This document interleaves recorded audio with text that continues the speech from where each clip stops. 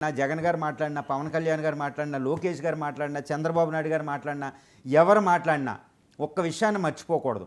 మాతృభాషను ఉపేక్షిస్తున్నారా అనే విషయాన్ని గుర్తుపెట్టుకోవాలి.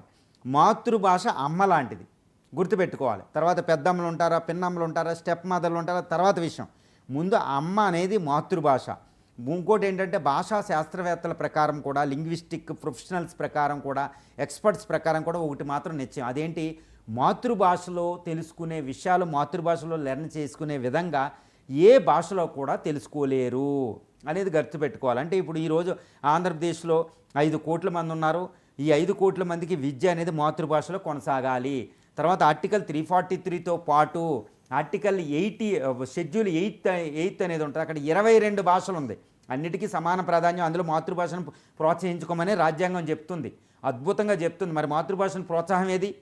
జాతీయ భాష కోసం మాట్లాడేటప్పుడు మాతృభాష మీద ఉండాలి కదా. కానీ ఈ రెండిటిని బ్యాలెన్స్ చేస్తూనే నేషనల్ ఎడ్యుకేషన్ పాలసీ అనేది ఒకటి వచ్చింది, దాని మీద మాట్లాడాలి. నేషనల్ ఎడ్యుకేషన్ పాలసీ 2020 ప్రకారం త్రిభాష